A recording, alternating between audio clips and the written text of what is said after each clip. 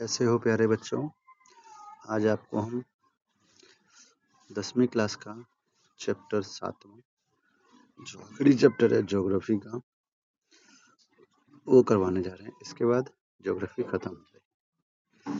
इसमें बच्चों मैंने आपको सिर्फ इम्पोर्टेंट टॉपिक दिखाए हैं, कराए नहीं हैं। कराएंगे इसके लिए लंबी वीडियो बनाना पड़ेगा और उसके लिए हमें एक तो स्मार्ट बोर्ड की ज़रूरत है और दूसरा जो है वो लाइव आने की ज़रूरत है। तो अभी यूट्यूब वालों ने लाइव का ऑप्शन दिया नहीं है, इस वजह से छोटी वीडियो से काम चला रहे हैं। तो आप लोग इस वीडियो को प्यार दीजिएगा, जिससे जैसे ही मेरा लाइव का ऑप्शन खुलेगा मैं लाइव देना शुरू कर दूंगा। तो आप देख सकते हैं इस चैप्टर में टोटल मैंने कितने क्वेश्चन बनाए हैं। तो इस चैप्टर में टोटल 27 चैप्टर है, जहाँ से एक क्वेश्चन हर पेपर में ज़रूर बनता है और आप लोग इसको एक बार देख सकते हैं। जीवन रेखा का मतलब यहाँ पे है कि संसाधन, परिवहन के संसाधन जो होते हैं उसके बारे में बात किया गया, क्योंकि परिवहन के संसाधन के द्वारा ही किसी देश की अर्थव्यवस्था को जोड़ा जाता है। तो परिवहन के साधन 3 प्रकार के होते हैं, एक स्थल पे, एक जल में, जल के द्वारा और एक वायु के द्वारा। तो देख सकते हैं ये जैसे पहला क्वेश्चन मैंने लगाया, भारत देश विश्व के सर्वाधिक सड़क जाल वाले देश में से एक है। यहाँ सड़क का जाल लगभग 54.7 लाख किलोमीटर लंबा है। भारत में सड़क परिवहन रेल परिवहन से पहले आरंभ हुआ था। जाहिर सी बात है, सड़क परिवहन तो लोग पहले ही आया था और रेल परिवहन बाद में आया था, ठीक है। और ये जो है विश्व में सर्वाधिक सर्वाधिक सड़क जो है भारत के अंदर है। अब बात करते हैं परिवहन के साधन। तो 3 तरह के होते हैं, स्थल, जल, वायु। स्थल का मतलब होता है जमीन पर चलने वाला, जल का मतलब होता है पानी में चलने वाला और वायु का मतलब होता है हवा में चलने वाला। और स्थल को भी 3 कैटेगरी में बांटा गया है, देख सकते हैं यहाँ पे 3 कैटेगरी, जैसे सड़क परिवहन, रेल परिवहन और पाइपलाइन। ये तीनों, जैसे सड़क पे तो ये जमीन पे ही चलती है, रेल भी जमीन पे चलती है पर पटरी पे चलती है तो वो जमीन में माना जाएगा, और पाइपलाइन भी जमीन में बिछाई जाती है। जल परिवहन में होता है आंतरिक जल परिवहन और समुद्री जल परिवहन। आंतरिक मतलब होता है देश के अंदर जो छोटे छोटे रिवर होते हैं, नदियाँ होती है, तो उसके द्वारा हम एक जगह से दूसरी जगह जाते हैं, उसको आंतरिक जल परिवहन बोलते हैं। दूसरा समुद्री, समुद्र मतलब एक समुद्र क्या होता है, एक देश को दूसरे देश से जोड़ता है। तो एक देश और दूसरे के बीच में जो समुद्र नदियाँ होती है, तो महासागरें होती है, उसको उसके उसके बीच में जो नाव के द्वारा, बोट के द्वारा, शिप के द्वारा आया जाता है, उसको बोलते हैं समुद्री परिवहन। फिर आता है वायु परिवहन। वायु परिवहन में भी 2 तरह के होते हैं, एक घरेलू विमान सेवाएं और दूसरा होता है अंतर्राष्ट्रीय विमान सेवाएं। घरेलू के अंदर होता है देश के अंदर, जैसे आपको दिल्ली से कोलकाता जाना है, बेंगलोर जाना है, चेन्नई जाना है, पटना जाना है, पंजाब जाना है, एक स्टेट से दूसरे स्टेट जाना होता है, तो उसको हम बोलते हैं घरेलू विमान सेवाएं। ठीक है? इसके अंदर 2 होते हैं, एक होते हैं सार्वजनिक प्राधिकरण और एक होते हैं निजी विमान सेवा। सार्वजनिक मतलब होता है सबके लिए यूज कर सकते हैं हम उसको, और निजी के लिए होता है ये प्राइवेट होते हैं, जैसे मंत्री के लिए, बड़े अधिकारी के लिए, ठीक है, बड़े बड़े पैसे वाले अंबानी के लिए ये अपना खुद का भी रखते हैं। उसका होता है अंतर्राष्ट्रीय विमान सेवाएं। ये अंतर्राष्ट्रीय विमान सेवाएं भी होती है, ये होती है एक देश से दूसरे देश जाने के लिए, ये होती है अंतर्राष्ट्रीय विमान सेवा। ये आपका टोटल कितने क्वेश्चन हो गए, 2 क्वेश्चन हो गए बेसिक, है ना। उसके बाद हम आते हैं,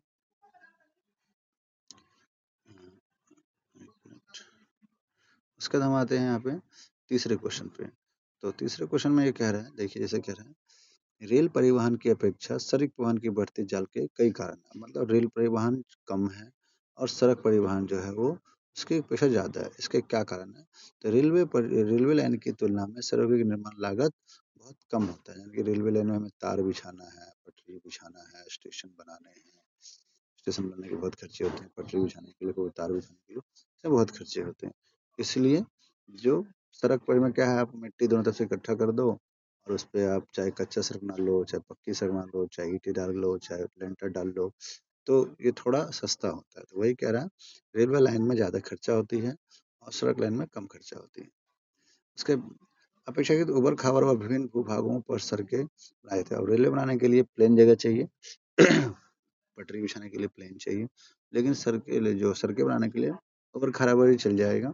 ठीक है, जैसे ऊबड़ खाबड़ भी आप गाँव में देखते हैं चल जाता है। फिर अधिक ढाल प्रवणता वाले क्षेत्र में तथा पहाड़ी क्षेत्र में भी सड़कों का निर्माण आसानी से किया जाता है। पहाड़ी के क्षेत्र में घुमा घुमा के कर लेते हैं सड़क, लेकिन रेल तो है नहीं कि जगह जगह घूम जाएगा छोटे सी जगह पे ही। इसलिए सड़क परिवहन जो है बेटर माना जाता है अकॉर्डिंग टू रेल। ये तीसरा क्वेश्चन हो गया। उसके बाद अपेक्षित जहाँ कम व्यक्तियों, कम दूरी व कम वस्तुओं का आवागमन होता है वहाँ सड़क परिवहन मितव्ययी, मतलब कम लोगों को जाना है, कम दूरी तय करना है, ठीक है, वस्तुओं का कम आना जाना है, तो वहाँ सड़क परिवहन ज़्यादा। अब एक मान लीजिए कि मुझे 100 किलो गेहूँ लेके जाना है कहीं पे, ठीक है, यहाँ से मान लीजिए मुझे 10 किलोमीटर, 15 किलोमीटर या 5 किलोमीटर या 2 किलोमीटर, तो वहाँ पे क्या ट्रेन ले आएंगे? 2 किलोमीटर कहाँ, 1 किलोमीटर, तो वहाँ पे ट्रेन लेके जाएंगे। अब एक 100 किलो गेहूँ के लिए इतना बड़ा इंजन, तो इसकी बोगियाँ, फिर 1 किलोमीटर तो लगभग 500 मीटर से उससे ज़्यादा तो ट्रेन की वही हो जाएगी, बोगी हो जाएगी। तो इसलिए छोटे जो वस्तुओं के लिए, छोटी जगहों के लिए जो है वो सड़क परिवहन ज़्यादा, अपन साइकिल पे डाल ले, सर पे भी डाल के ले जा सकते हैं, साइकिल पे रख के, रेहड़ी पे रख के, किसी भी चीज़ पे रख के ले जा सकते हैं। इसलिए सड़क परिवहन ज़्यादा अच्छा होता है।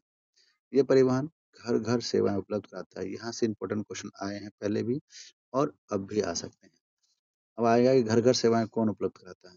रेल परिवहन, जल परिवहन, सड़क परिवहन, दूध वाला, दूध वाला, ठीक है, तो दूध वाला परिवहन में नहीं आता है, ठीक, तो इस तरह से क्वेश्चन आए हुए हैं, इसलिए मैं बोल रहा हूँ, ठीक है। तो घर घर, जैसे हर घर का रोड देखा होगा आपने कि हर घर किसी न किसी रोड से कनेक्ट, हमारे घर भी देखो कोई ना कोई गेट जो है वो मेन रोड से या गली से जुड़ी होती है। जैसे हमारी घर है, वो घर गली से जुड़ी हुई, गली जो है वो रोड से जुड़ी हुई, रोड जो है मेन रोड से जुड़ी हुई है। क्या ट्रेन हमारे घर तक आ सकती है? क्या नाव हमारे घर तक आ सकती है? क्या एरोप्लेन हमारे घर तक आ सकती है? छत पे आ सकती है, एरोप्लेन नहीं आ सकती, हेलीकॉप्टर आ सकती है, लेकिन वो भी छत बड़ी होनी चाहिए। जिसका घर छोटा, जिसका घर छोटा है वहाँ पे कैसे आएंगे? ठीक है, या उसके घर के आसपास बिल्डिंग है तो कैसे आएंगे? ठीक, उसके बाद यहाँ सड़क परिवहन अन्य परिवहन साधनों के उपयोग में एक कड़ी के रूप में काम करते हैं, जैसे सड़क, रेलवे स्टेशन, वायु और समुद्री पतनों को जोड़ता है। अब यहाँ पे देखो सड़क परिवहन ना सबको जोड़ता है। आपको ट्रेन के लिए जाना है तो भी सड़क से जाना पड़ेगा, स्टेशन जाना है तो भी सड़क से जाना पड़ेगा, और अगर आपको एयरपोर्ट जाना है तो भी सड़क से ही जाना पड़ेगा। ठीक, तो ये बात आप देख सकते हैं कि इसमें जो किसी भी चीज़ को आप कहीं भी जाना है तो आपको सड़क का यूज करना ही, ठीक है। भारत में सड़कों की क्षमता व आकार के आधार पर इन्हें विभिन्न 6 वर्गों में बांटा गया है। यहाँ से भी इम्पोर्टेंट क्वेश्चन आता है कि भारत की सड़कों को कितने वर्गों में बांटा गया? तो 6 वर्गों में बांटा गया। कितने वर्गों में? 6 वर्गों में। बहुत इंपॉर्टेंट क्वेश्चन है, यहाँ से भी आया। ठीक, तो यहाँ देखिए जैसे 6 वर्ग कौन कौन से हैं। पहला आता है स्वर्णिम चतुर्भुज महाराजमार्ग, दूसरा होता है राष्ट्रीय राजमार्ग, तीसरा होता है राजमार्ग, चौथा होता है निजी मार्ग, पांचवा होता है अन्य सड़कें और छठा होता है सीमांत सड़कें। ये बहुत इंपॉर्टेंट है। यहाँ से ये 6 और वहाँ जो घर घर परिवहन कौन सा आता है, ये 2 तो बहुत इंपॉर्टेंट क्वेश्चन है यहाँ से, ठीक है। तो यहाँ पे देखते हैं पहला स्वर्णिम चतुर्भुज महाराजमार्ग, इसको बोलते हैं golden quadrilateral super highway. Bharat सरकार ने दिल्ली, कोलकाता, चेन्नई, मुंबई व दिल्ली को जोड़ने वाली 6 लेन वाली महाराजमार्ग की सड़कें परियोजना शुरू की है। इस परियोजना के अंतर्गत 2 गलियारे प्रस्तावित हुए हैं। प्रथम, अच्छा, यहाँ पे देखिए जो गोल्डन क्वाड्रिलेटरल सुपर हाईवे होता है, जिसको हम बोलते हैं स्वर्ण चतुर्भुज महाराजमार्ग, तो ये जो है ये भारत का सबसे बड़ी लाइन है। ये 6 लेन की होती है और सबसे बड़ा रोड है, ठीक है। ये 4 राज्य, चतुर्भुज बोल रहे हैं, 4 राज्यों में 4 कोने हैं, इसको बोलते हैं दिल्ली। जैसे आपको यहाँ पे पहला मेरे से पता है ग्वालियर, उत्तर दक्षिण ग्वालियर, जो श्रीनगर को कन्याकुमारी से जोड़ता है, ठीक है। अब ग्वालियर से उत्तर दक्षिण यानी नॉर्थ से साउथ में, और कहाँ देखिए कहाँ से कहाँ तक है ये, तो बोल रहा है श्रीनगर को कन्याकुमारी से जोड़ता है। श्रीनगर उत्तर में है और दक्षिण में क्या, कन्याकुमारी। पहला ग्वालियर है, मतलब पहला क्या, ये प्रथम ग्वालियर, ठीक है। सॉरी ग्वालियर नहीं, गलियारे, 2 गलियारे हैं, ठीक है। पहला है श्रीनगर से कन्याकुमारी और दूसरा यहीं पे देखिए कि ये दूसरा कह रहा है, जैसे मैं दिखा रहा हूँ आपको। 1 मिनट थोड़ा इसको बड़ा कर लेते हैं। गलियारे, सॉरी मैं ग्वालियर बोल दिया, गलियारे। तो प्रथम गलियारे में हमारा आता है क्या? प्रथम गलियारे में हमारा आता है श्रीनगर से कन्याकुमारी, ठीक, जो कहाँ से कहाँ तक जोड़ता है? उत्तर से दक्षिण को जोड़ता है। दूसरा आता है हमारा पूरब से पूर्व पश्चिम गलियारे, जो आपको कहाँ से? सिलचर असम में से लेकर पोरबंदर गुजरात को जोड़ता है। ये उत्तर से दक्षिण। सिलचर कहाँ पे? असम में। पोरबंदर कहाँ पे है? गुजरात में। ये देख सकते हैं, सिलचर यहाँ पे है और गुजरात यहाँ पे। सिलचर कहाँ पे? असम में, ठीक है। सिलचर असम में और पोरबंदर गुजरात में। ये 4 राज्यों को जोड़ता है। 4 राज्य आपस में जुड़ते हैं। ये 2 गलियारे बनाए गए जो पूरे देश को जोड़ता है, ठीक है। इस महा राजमार्ग का प्रमुख उद्देश्य भारत को मेगा सिटी के बीच की दूरी और परिवहन समय को कम करना है। यह राजमार्ग परियोजना भारत के राष्ट्रीय राजमार्ग परियोजना। अब इसका रखरखाव कौन करता है? ये भी बहुत इंपॉर्टेंट है। तो इसका जो रखरखाव करता है वो NHAI है। NHAI का फुल फॉर्म भी आ सकता है। तो राष्ट्रीय राजमार्ग प्राधिकरण, national highway authority of, Bharat के राष्ट्रीय राजमार्ग प्राधिकरण मतलब national highway authority of India अधिकार क्षेत्र में आता है। ओके, फिर आता है दूसरा होता है राष्ट्रीय राजमार्ग। राष्ट्रीय राजमार्ग देश के दूरस्थ भागों को जोड़ने का कार्य करता है। ये प्राथमिक सड़क तंत्र है जिनका निर्माण और रखरखाव केंद्रीय लोक निर्माण विभाग करता है। ये भी बहुत इंपॉर्टेंट है, हम देख सकते हैं। यहाँ आ सकता है CPWD का फुल फॉर्म। CPWD का फुल फॉर्म क्या आ सकता है? तो इसका क्या? CP मतलब सेंट्रल, P मतलब पब्लिक, निर्माण मतलब वर्क और विभाग मतलब डिपार्टमेंट। तो राष्ट्रीय राजमार्ग का कौन कौन रखरखाव करता है? केंद्रीय लोक निर्माण विभाग, ठीक है। केंद्रीय लोक निर्माण विभाग CPWD का रखरखाव करता है। कई प्रमुख राष्ट्रीय राजमार्ग उत्तर से दक्षिण तथा पूर्व से पश्चिम में फैला हुआ दिल्ली व अमृतसर के मध्य फैले ऐतिहासिक सिरसा सूरी राष्ट्रीय राजमार्ग संख्या 1 के नाम। अब राष्ट्रीय राजमार्ग ये पूछ सकता है कि शेरशाह सूरी राष्ट्रीय मार्ग कौन कितने नंबर पे आता है या कौन से मार्ग का प्रयास? तो आप कह सकते हो राष्ट्रीय राजमार्ग 1। ये भी पूछ सकते हैं राष्ट्रीय मार्ग संख्या 1 को किस नाम से जानते हैं? तो शेरशाह सूरी के नाम से। तो यहाँ पे आपको पहला हो गया घर घर घर घर योजना के अंदर कौन आता है। दूसरा हो गया कितने प्रकार राष्ट्रीय मार्ग है। तीसरा हो गया कि आप सोच रहे हो किस किस राज्य को जो कितने गलियारे हैं और कौन कौन से गलियारे हैं। तो और इसका रखरखाव कौन करता है। ये अगला हो गया हमारा कि राष्ट्रीय राजमार्ग कहाँ से कहाँ तक है, इसका रखरखाव कौन करता है, ठीक है। एक राष्ट्रीय शेरशाह सूरी जो सूरी मार्ग है वो उसको और किस नाम से जाना जाता है, ये हो गया आपका, ठीक है। उसके बाद यहाँ पे ये कह रहे हैं, ये भी बहुत इंपॉर्टेंट है कि आप जानते हैं राष्ट्रीय राजमार्ग सात सबसे अधिक लंबा राजमार्ग है जो 2369 किलोमीटर। आप पूछ सकता है कि भारत का सबसे बड़ा राष्ट्रीय राजमार्ग कौन सा है? तो कौन सा है? राष्ट्रीय राजमार्ग संख्या 7 है। 7, ठीक है, 7 याद रखिएगा। 7 राष्ट्रीय राजमार्ग संख्या 7 जो है वो क्या है? सबसे बड़ा राजमार्ग है भारत का। कितना किलोमीटर? ये भी पूछ सकता है। 2369 किलोमीटर। यह कहाँ से कहाँ तक? ये भी पूछ सकता है। ये वाराणसी को जबलपुर, नागपुर, हैदराबाद, बेंगलोर, मदुरई के रास्ते कन्याकुमारी से जोड़ता है। राष्ट्रीय राजमार्ग 8 दिल्ली और मुंबई को जोड़ता है, जबकि राष्ट्रीय राजमार्ग राजस्थान के ज्यादातर हिस्सों को जोड़ता है। तो ये राष्ट्रीय मार्ग की बात हो गई। अब आते हैं राजमार्ग। राजमार्ग होता है एक राज्य को दूसरे राज्य से जोड़ता है, ठीक है, राज्य के अंदर जो होता है। राजमार्ग स्टेट हाईवे जिनकी राज्य को जोड़ता है। राज्य की राजधानियों को जिला मुख्यालय से जोड़ने वाले सड़कों को राजमार्ग कहते हैं। राज्य और केंद्र शासित क्षेत्रों में इनकी व्यवस्था तथा निर्माण का दायित्व कौन करता है? राज्य सरकार के सार्वजनिक विभाग निर्माण विभाग PWD को दिया जाता है। और देखो राजमार्ग क्या होता है? एक राज्य को कि जो जिला होता है, एक राज्य की जो जिला होता है, जिला के मुख्यालय को जोड़ता है, ठीक है। और इसका रखरखाव कौन करता है? तो सार्वजनिक निर्माण विभाग, सार्वजनिक मतलब पब्लिक डेवलपमेंट डिपार्टमेंट, ठीक है। और ये क्या करता है? राज्य को ही राज्य को किससे जोड़ता है?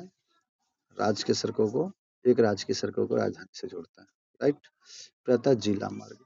ये जिला मार्ग एक जिले के अंदर का होता है, राज्य को राजधानी से जोड़ता है, इतना याद रखना, ठीक है। जैसे दिल्ली का, न्यू दिल्ली से, दिल्ली में कई सारे जिला है, तो ये एक राज्य में जैसे हो गए, दिल्ली एक राज्य हो गया, तो दिल्ली के जैसे हो गया आपको विकासपुरी, उत्तम नगर को नई दिल्ली से जोड़ता है, सब सारे नई दिल्ली को जोड़ता है, सारे रोड, जो भी रोड होता है कहता है जिला में। अभी छोटा सा एग्जाम्पल हम जैसे कहाँ का ले लें, हम यूपी का ले लेते हैं। यूपी की राजधानी क्या है, तो जितने लखनऊ है, तो जितने भी यूपी की रोड होगी वो लखनऊ से जुड़ी होगी, ठीक है।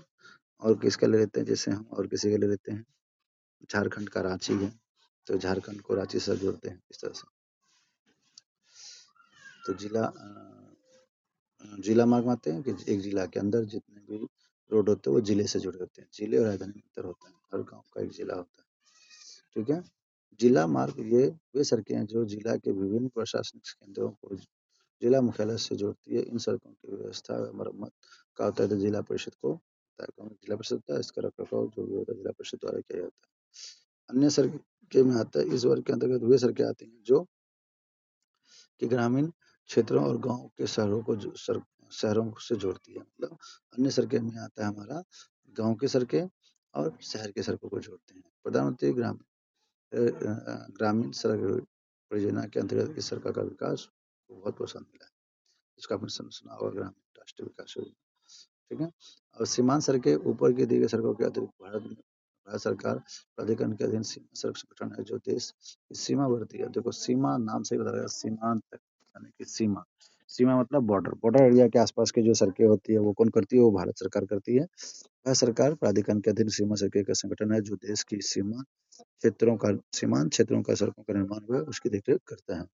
इस संगठन की स्थापना सन 1960 में की गई थी, जिसका काम उत्तर और उत्तरी पूर्व क्षेत्रों में ऐतिहासिक महत्व की सड़कों का विकास व निर्माण करना था। इस सड़कों के विकास से दुर्गम क्षेत्रों के यात्रियों को आने जाने में आसानी हुई है।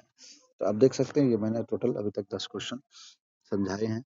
यहाँ तक के तो बहुत इंपॉर्टेंट टॉपिक थे ये आपको करने ही करने हैं। देखिए ये मैंने तो 2 गलियारे बताए थे, देखिए यहाँ पे ये आप देख सकते हैं, 2 गलियारे बताए थे।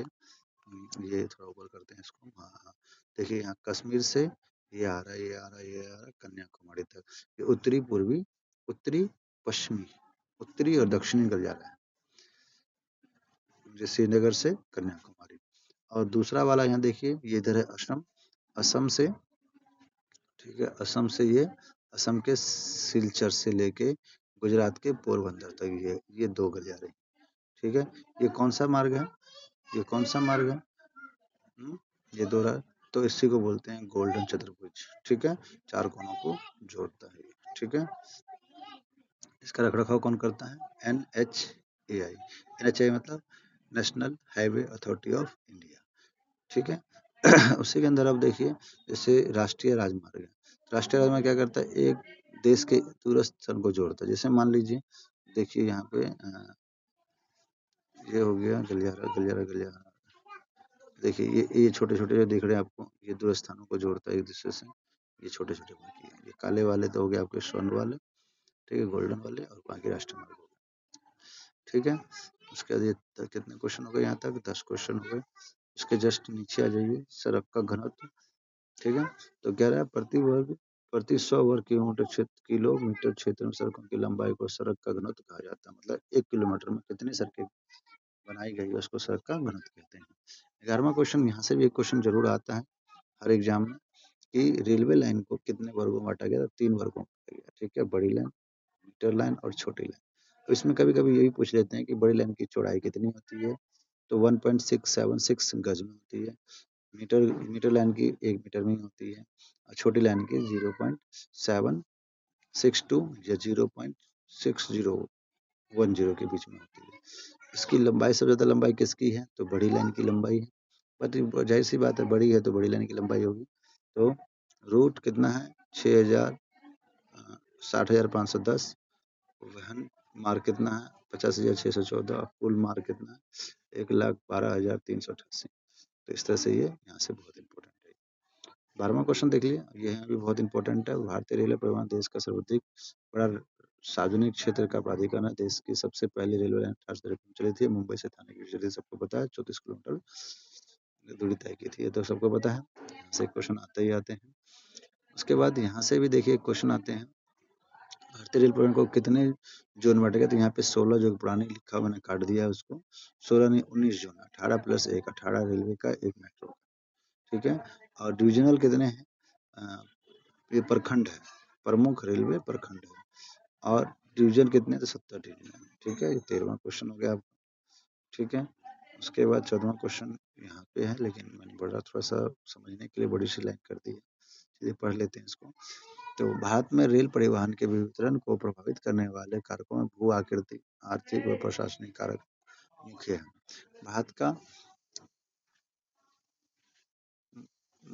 भारत का उत्तरी मैदान अपनी विस्तृत समतल भूमि, सघन जनसंख्या वाले संपन्न कृषि और पशु संसाधनों के कारण रेल परिवहन के विकास में वृद्धि में बहुत योगदान दे रहा है।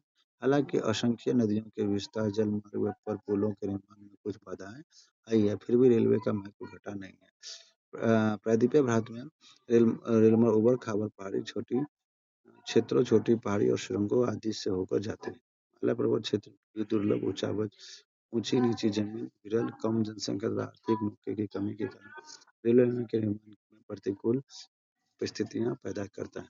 इसी प्रकार पश्चिमी राजस्थान, गुजरात के दलदली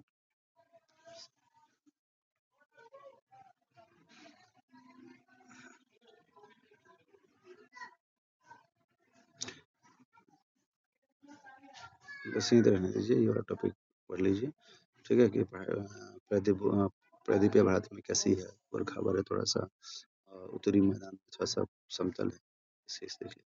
उसका पाइपलाइन देख लीजिए। वर्तमान भारत में के परिवहन मानचित्र पर पाइपलाइन का नया परिवहन का साधन है। पाइपलाइन का उपयोग केवल शहरों और उद्योगों में पानी पहुंचाने हेतु होता था, परंतु आज इसका उपयोग कच्चा तेल, पेट्रोल उत्पाद और तेल से प्राप्त प्राकृतिक और गैस के क्षेत्र में भी उपलब्ध गैस शोधनशाला, उर्वरक कारखाने और बड़े ताप विद्युत घरों का भी पहुंचने तक विद्युत घरों तक पहुंचने में क्या है, मतलब आप आज देखोगे आजकल एलपीजी हमारे घर घर आ रहे हैं, तो पाइपलाइन के द्वारा ही आ रहे हैं, ठीक है। इसके अलावा बहुत सारे उपयोग किया जा रहा है।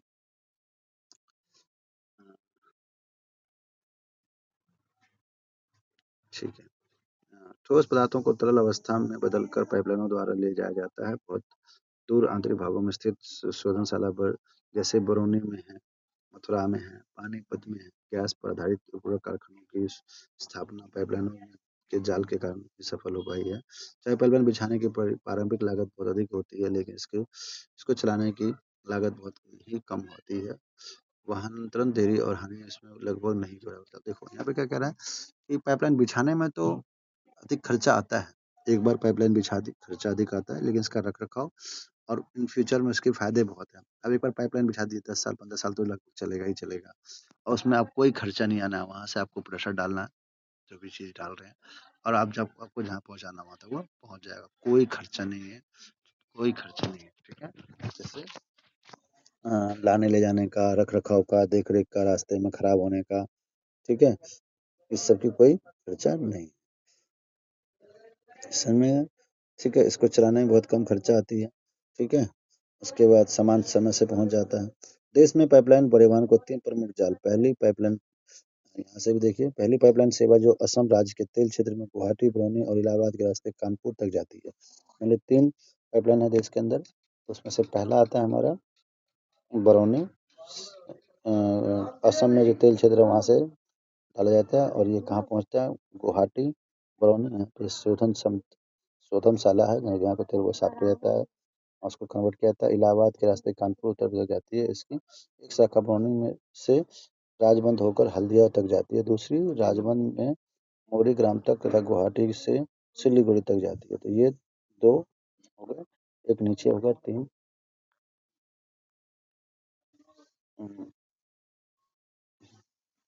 और दूसरी पाइपलाइन, पहली पाइपलाइन होगी, दूसरी यहाँ देखिए, दूसरी पाइपलाइन सेवा गुजरात राज्य में सलाया से बीर बीरम गांव, मथुरा, दिल्ली और सोनीपत के रास्ते पंजाब में जलंधर तक जाती है। इसकी अन्य शाखाएं वडोदरा के निकट कोयली को चक्षु या अन्य स्थानों से जोड़ती है। तीसरा, भारतीय गैस पाइपलाइन सेवा गुजरात में हजारी को उत्तर प्रदेश में जगदीशपुर से जोड़ती था। मध्य प्रदेश के विजयपुर के रास्ते होकर इसकी कई शाखाएं राजस्थान, कोटा, उत्तर प्रदेश, शाहजहां बल बल बब राला और अन्य कई स्थानों पे आते हैं। अब देखिए यहाँ पे थोड़ा सा समझने वाली बात ये है कि 3 पाइपलाइन है तो किस कहाँ-कहाँ इसकी है। तो पहला याद रखिएगा, पहली पाइपलाइन जो है असम से निकलती है, गुवाहाटी गुवाहाटी बरौनी गुवाहाटी देख सकते हैं। पहली पाइपलाइन में क्या बोला इसने, कहाँ से निकलता है, असम से निकलता है और बरौनी गुवाहाटी बरौनी इलाहाबाद कानपुर उत्तर प्रदेश तक जाती है, ये याद रखिएगा पहली वाली। फिर उसका दूसरी वाली जो है वो कहाँ से निकलती है, दूसरी असम से निकलती है पहली वाली, और कहाँ तक जाती है, तो ये जाती है बरौनी तक। ठीक है, बरौनी इलाहाबाद कानपुर उत्तर प्रदेश। दूसरा वाला जो है वो कहाँ से निकलती है, गुजरात से निकलती है और ये दिल्ली मथुरा सोनीपत और पंजाब। पहला वाला असम से निकलती है, मामूली यूपी में खत्म हो जाती है। दूसरा वाला गुवाहाटी से निकलती है, सॉरी गुजरात से निकलती है और दिल्ली में पंजाब में जाके खत्म होती है। तीसरा वाला ये भी गुजरात से निकलती है और ये मध्य प्रदेश नीचे की तरफ। पहली वाली देखिए ऊपर ही रह गया, उत्तर प्रदेश में रह गया। दूसरा थोड़ा ऊपर आ गया, दिल्ली तक आ गया, ठीक है, पंजाब चला गया। और तीसरा वाला नीचे चला गया, कहाँ, मध्य प्रदेश विजयपुर के रास्ते होकर जाती है राजस्थान तक। ठीक है, इसका जल परिवहन आते हैं। भारत में अंतरस्थलीय जो नौ संचालन राजमार्ग लगभग कितने 4,500 किलोमीटर लंबा है। इसमें केवल 3700 किलोमीटर मशीनीकृत नौकाओं का तय मतलब 14,500 लंबा नौ संचालन मार्ग है। लेकिन लेकिन सिर्फ मशीन द्वारा जो नौ चलता है वो 3700 किलोमीटर ही तय करता है। उसके बाद ये क्वेश्चन नंबर कितने हो गया, 15 16 पे आते हैं। 16 थोड़ा ब्लर हो गया। हल्दिया तथा इलाहाबाद के बीच गंगा जल मार्ग जो लगभग 1620 किलोमीटर लंबा है, इस मार्ग को नौगम्य जलमार्ग संख्या की उपाधि दी गई। दूसरा होता है सदिया व भूमि के मध्य 891 किलोमीटर लंबा ब्रह्मपुत्र नदी पर। पहला क्या है, गंगा नदी पे, जिसको हम लोग क्या बोलते हैं, नौगम्य। गंगा नदी पे नौगम्य। दूसरा ब्रह्मपुत्र नदी पे, ठीक है, नौगम्य जिसका 2 कहा जाता है इसको। तीसरा है केरल में पश्चिम तटीय नगर कोटापुरम के कुम्मान तक उद्योग मंडल और चंपकार नहरें 205 किलोमीटर लंबा है जो नौगम्य जहाज से कहती है। पहला क्या है, गंगा पे, ठीक है, 1620 किलोमीटर, ठीक है, हल्दिया इलाहाबाद में। दूसरा है सगिया धुबी 811 किलोमीटर ब्रह्मपुत्र नदी पे। और तीसरा है केरल में पश्चिमी तट पर, जिसको कोटापुरम से कोन्नम तक जो है 205 किलोमीटर। ये हो गया आपका 16वां क्वेश्चन। 17वां क्वेश्चन देखिए, भारत के पास 7,0516.6 किलोमीटर लंबी समुद्र तट रेखा के 712 प्रमुख और 181 मध्य छोटे पतन है। ये प्रमुख पतन हमारे देश का 55% विदेशी व्यापार चलाते हैं। ठीक है, 18वां क्वेश्चन देखिए क्या बोला इसने, तटीय रेखा जो है 7,516.6 किलोमीटर लंबा है। इस पे 12 प्रमुख 181 मध्य और छोटे पतन, मतलब 12 पतन मतलब होता है यहाँ पे क्या बोलते हैं उसको हम, बंदरगाह। ठीक है, 12 प्रमुख बंदरगाह है, 181 छोटे मध्य बंदरगाह है और छोटे छोटे बंदरगाह भी है। तो हमारी समुद्री सीमा कितनी है, 7,516.6 किलोमीटर। भारत में स्वतंत्रता प्राप्ति के बाद कुछ कच्छ में कांडला, ये बहुत इंपॉर्टेंट है। देखिए कांडला कहाँ पे है, कच्छ में। पतन सबसे पहले पतन के रूप में विकसित किया गया, मतलब इसको बनाया गया। ठीक है, कांडला पतन कहाँ पे है, ये है कच्छ में, और इसको बनाया गया आजादी के बाद। ऐसा देश विभाजन से कराची पतन की कमी को पूरा करने तथा मुंबई से होने वाले व्यापारिक रखों को कम करने के लिए किया गया। ठीक है, जब कराची में पहला पतन था, मतलब बंदरगाह था, जब भारत पाकिस्तान से अलग हुआ, पाकिस्तान भारत से अलग हुआ, पाकिस्तान भारत से अलग, भारत पाकिस्तान से अलग, सॉरी इसके लिए। ठीक है, तो जब पाकिस्तान भारत से अलग हुआ तो जो हमारा मेन बंदरगाह था वो चला गया, तो उसके बदले में हमें कांडला बंदरगाह बनाना पड़ा, गया ऐसा बनाना पड़ा। वहीं पर कराची पतन की कमी को पूरा करने के लिए तथा मुंबई से होने वाले व्यापारिक दबाव को कम करने के लिए किया। कांडला एक ज्वारीय पतन है। ये पूछ सकता है कांडला कैसा पतन, तो ज्वारीय है, कहाँ पे है, कच्छ में है। क्यों बनाया गया, तो जो उस पाकिस्तान में जो हमारा पहले वाला बंदरगाह था कराची में, उसको वो चला गया पाकिस्तान में, तो उसको इसकी वजह से मुंबई में बहुत ज़्यादा भार आने लगे, वहाँ सही से हो नहीं पा रहा था, इसलिए कांडला बंदरगाह बनाया गया। उसके बाद ये कैसा है? ज्वारी है। ये जम्मू कश्मीर, हिमाचल प्रदेश, पंजाब, हरियाणा, राजस्थान और गुजरात राज्यों के उद्योग तथा खाद्यान्न के आयात-निर्यात को संचालित करता है। मतलब इस एरिया के जम्मू कश्मीर के, हिमाचल प्रदेश के, पंजाब, हरियाणा जो भी खाने-पीने की चीज़ें यहाँ पे आती है, और यहाँ से विदेश चली जाती है। ठीक है? ये हो गया आपका 18वां क्वेश्चन। उसके आते हैं हम 19वें क्वेश्चन पे। 19वां यहाँ पे।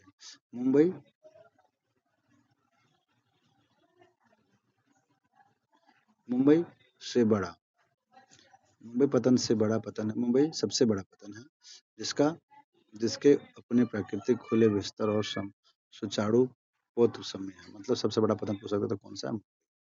ठीक है? मुंबई पतन के अधिक परिवहन तथा व्यवस्था को ध्यान में रखकर इसके सामने जवाहरलाल नेहरू पतन निष्कासित किया गया, जो पूरे क्षेत्र का एक समूह पतन की सुविधा प्रदान करता है।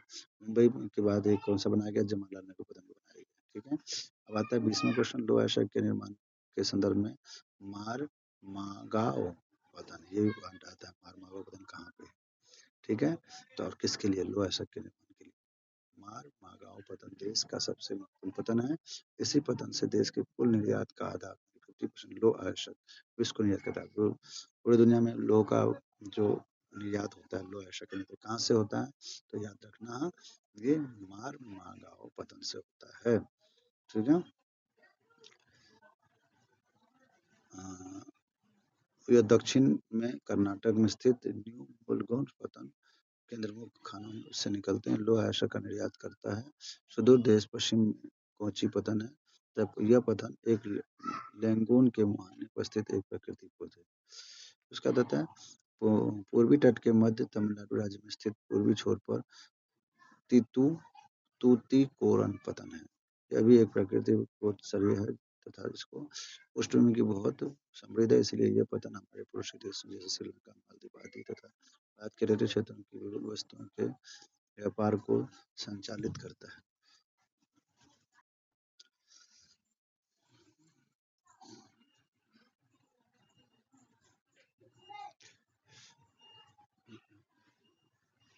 पूर्वी तट के साथ तमिलनाडु राज्य में दक्षिण पूर्व छोर पर कोरन पतन है। यह एक प्राकृतिक पोताश्रय है और तथा इसकी पृष्ठभूमि भी बहुत महत्वपूर्ण समृद्ध है, मतलब ठीक ठाक है।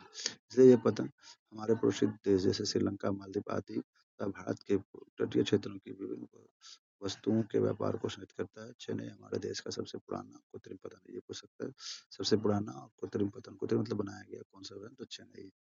व्यापार की मात्रा तथा लदे सामान के संदर्भ में यह पतन मुंबई के बाद दूसरे स्थान पर आता है।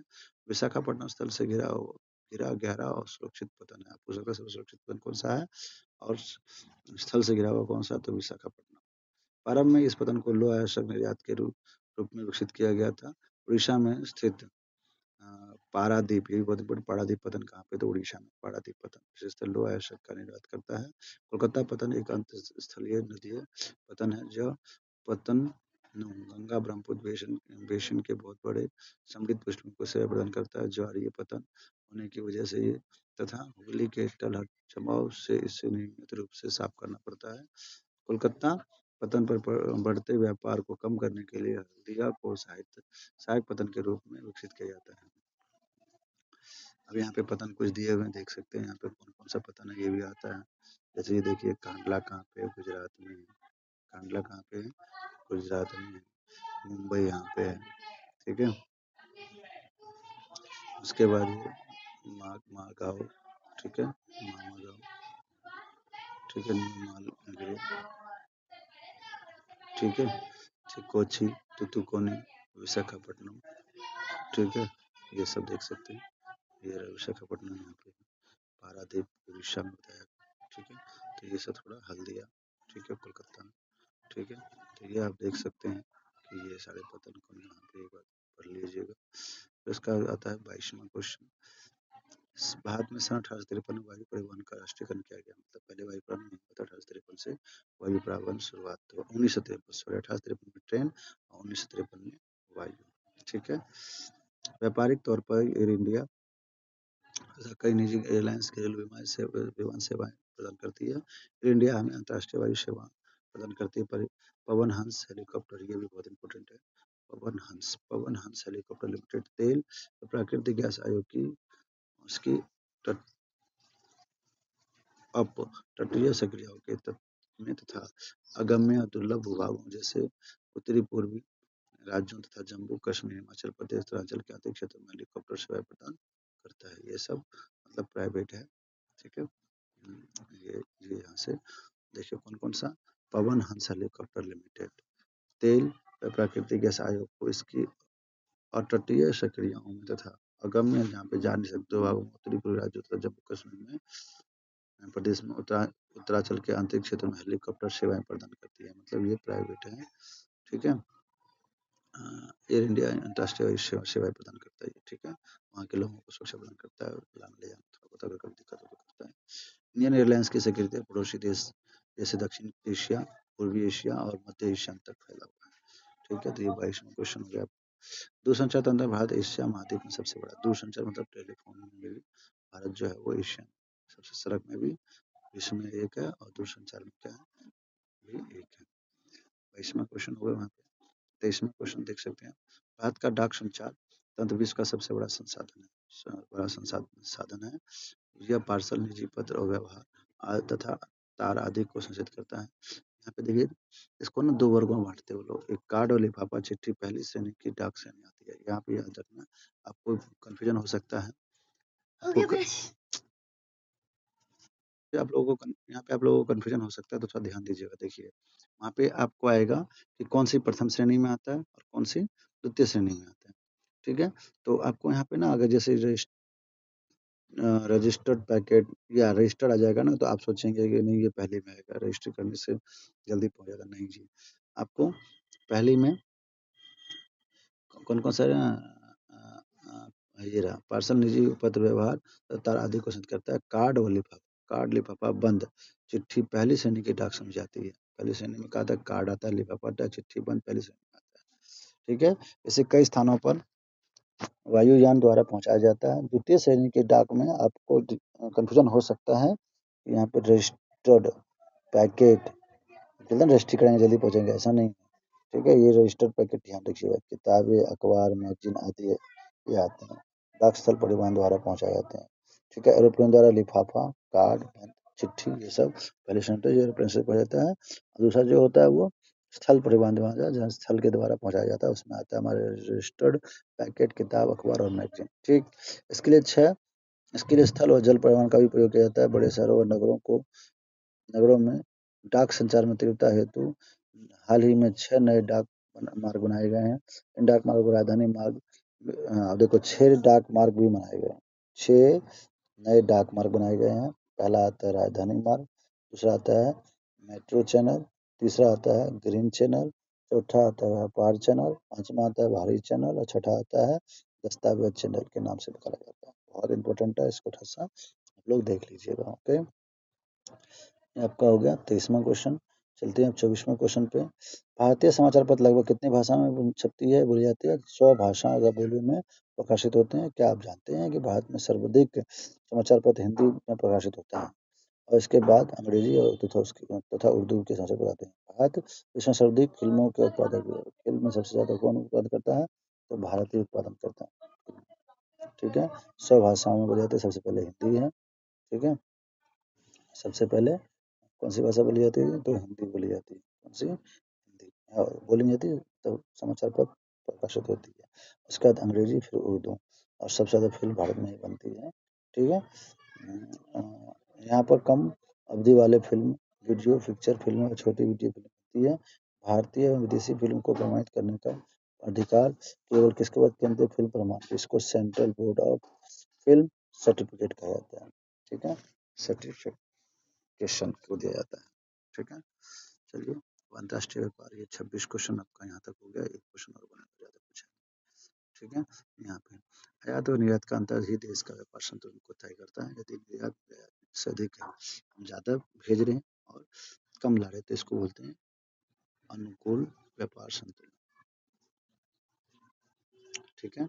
और अगर आयात ज्यादा है और निर्यात कम है, विपरीत यदि निर्यात की अपेक्षा आयात अधिक है, ज्यादा मंगा रहे हैं, कम भेज, तो इसको तो असंतुलित व्यापार कहलाते हैं, ठीक है।